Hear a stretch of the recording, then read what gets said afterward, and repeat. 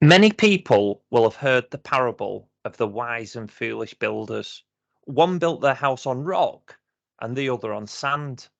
When the rain, floods, and wind came, the house built on sand got swept away, whereas the one built on rock managed to weather the storm.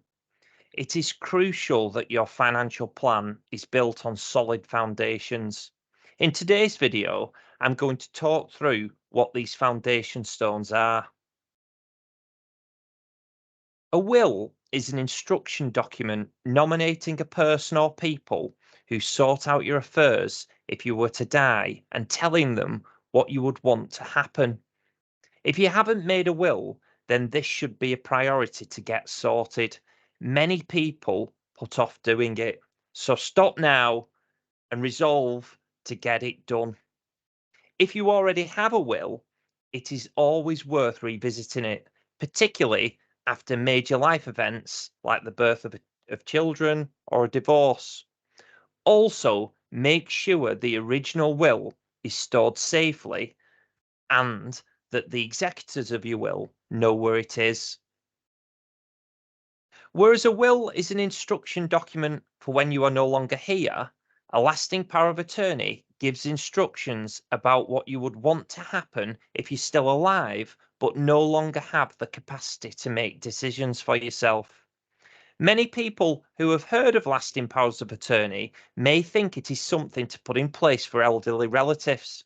And whilst they absolutely can add a lot of value in those circumstances, the reality is that it is best practice for all adults to have them registered. Think about it. If you're involved in a really bad car accident and ended up in a coma, your bills still need to be paid, your bank account and investments still need to be managed. In the UK, the Court of Protection would assign someone to act on your behalf, called a deputy, if you cannot manage your own affairs. However, applying for this can be a slow, expensive process, and you may not be happy with who gets appointed. It's far better to have thought about this in advance and put in place your own attorney. The absolute fundamental skill that underpins your financial future is your ability to spend less than you earn. Yet, this is surprisingly difficult for many people. But if you cannot consistently achieve this, then you have nothing to build from. There can be lots of reasons why people struggle with this principle. This may include very practical reasons like they've lost their job and as such have no earnings coming in. Or they might have let debt get out of control over a number of years and now have high repayments to service each month. However, it could also be because they aren't being intentional about managing their money each month. On paper, they may have a surplus between what they earn and what expenses they have, yet at the end of every month, everything is spent. Of course, there are two ways to spend less than you earn. You can spend less by cutting your monthly outgoings, or you can earn more. Obviously, the best way to do it is to look at both aspects of this. It doesn't matter how high your income is. If your spending is higher, then you are getting poorer. That's why a Premier League footballer who may be on an eye-watering salary can still live paycheck to paycheck or even end up bankrupt. It's crucial to know your numbers and then be disciplined enough to consistently spend below your earnings. Debt is a necessary part of many people's lives. For example, using debt in the form of a mortgage to take steps towards owning your own home. However, debt can also be a trap that people get dragged into. Whilst having no debt may be the goal for the majority of people, when I talk about eliminating bad debt, I'm referring to debt with high interest rates which have been used to buy things that decrease in value. For example, if you're in your bank overdraft or have a balance on a store card, it's crucial to make plans to pay off this type of debt to avoid paying the high interest rates. An emergency fund refers to a pot of cash that is readily accessible, for example, in an easy access savings account that is set aside for the unknown. In other words, for unexpected bills or unforeseen expenses.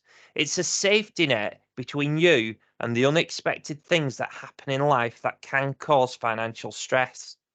Having an adequate emergency fund can prevent you going into debt to pay for curveballs that life throws at you from time to time. The boiler packing up and you needing to replace it. Your car going in for a service and being told it needs 4 new tyres. Providing breathing space if you get laid off from work. The level of money you keep in an emergency fund will be specific to your own circumstances. If you're self employed with variable income, then you may aim for a higher amount than someone with a very secure role. A general rule of thumb, though, is to build up a fund with enough in it to cover between 3 and 6 months of your usual household expenditure. If we ignore the obvious emotional consequences of death and instead, for a moment, purely focus on the financial consequences for those you leave behind, consider the scenario that you had died yesterday. What would be the financial impact today, tomorrow, in 6 months' time, in a year's time for your loved ones? What would happen to any debt, such as a mortgage? What would the impact be for the household no longer having your wage being paid every month? None of us like to consider our own mortality, but if we are dead, we won't be around to worry about the consequences. It is the impact on those left behind that should be the focus of our attention. For the vast majority of working age people, they are heavily reliant on their ability to work and earn a wage. If you had an accident and were badly injured or had a prolonged period of ill health that prevented you from working, how long would it take before you suffered financially? Maybe your employer would provide some sick pay, but then what? Perhaps you have some savings that you could draw on, but what happens when they are depleted? The financial risk of not being able to work long term is, for most people, one of the single biggest things that could destroy your financial future. If you do not have the financial assets to support yourself indefinitely, and you are reliant on having your wage land in your bank account each month, then you may want to consider doing something about it. If you die prematurely, it is those left behind that have to work through the financial consequences. Whereas if you're diagnosed with a serious illness such as cancer, kidney failure, heart attack, or suffer a stroke, then you will have to suffer the financial implications yourself. Suffering a critical illness may mean your life changes in quite significant ways. You may have to adapt your home or spend a lot of time receiving medical treatment. If that was the case, can you imagine your financial situation remaining the same as it is now? The likelihood is that despite all your financial commitments continuing, such as paying your mortgage each month and all your other bills, your earning power is most likely to be going to be seriously impacted. If you were unfortunate enough to be diagnosed with a critical illness, what would you want to happen financially? How does that compare to what would happen if a diagnosis occurred today? This area may not be relevant for everyone. One area where a trust could be required is if you hold life insurance in your own name. It may be appropriate to hold the policy in trust, and this can be easily set up by the insurance company providing the policy. Paying yourself first means paying yourself straight away after you've been paid from work. And when I say pay yourself, what I actually mean is pay your future self. In other words, you allocate some of the money you earn today to provide an income or lump sum that could be spent by yourself in the future. An example of this might be investing a proportion of your earnings into a pension. Automation is definitely your friend with this. It's important to strike the right balance between living for now and planning for tomorrow, because tomorrow will definitely not look after itself. The final foundation stone refers to nominating beneficiaries.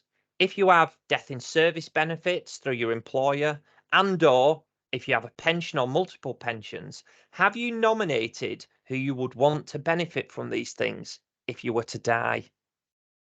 So there you have it, 11 important foundation stones for your personal finances. For each of my clients, I like to make this a visual exercise. It is something we revisit regularly to ensure all the areas remain fit for purpose and up to date. I use a red, amber, green rating. Red means action is required. Amber means action is currently being taken and progress is being made, but it is yet to be fully completed. Whereas green means this aspect of the personal finances is in place and no immediate action is required. Here's an example of how this might look. If you've got up-to-date valid wills in place, you know where the original copy is, as do you, the executors of your will, that may well be rated green. Whereas if you're yet to put in place a power of attorney, then you might rank yourself as red. If you're consistently spending less than you earn and you have a surplus each month, then that might be green. If you hold some bad debt, for example, you've got money on a store card, but you've got a repayment strategy that is currently in progress and you've got an end date for it being paid off, we might rank that as amber because it's in progress. If your emergency fund is adequately sized and held in the right place, then you may categorize that as green. Similarly, if you've got death in service benefits through work and you've got adequate personal policies in place, for example, life insurance to pay your mortgage debt off or family income benefit insurance, then you might rank that green. If you've got sick pay through work, but you've not yet got a personal income protection policy in place, but you're going through an underwriting process, you may rank that amber. If you've not got any critical illness cover in place and you believe it's necessary to put it in place, you might rank that as red. If your life insurance policies are all held in trust, then you might rank that as green. If you're an active member of your workplace pension scheme and you're investing an adequate proportion of your salary each month into that pension, that again might be ranked green. However, if you're yet to nominate the beneficiaries for your death in service benefit and your workplace pension, you might rank that as red, actions required. Another way of summarizing this, and that I hold almost as appendices for this, just so you understand what each of the red, amber, green rating stands for, you could summarize that with some notes next to each one. So next time you come to revisit it, you remember where you were and the progress that is being made. The question I'll leave you with is, are your personal finances built on solid foundations? Is your house built on rock or is it built on sand?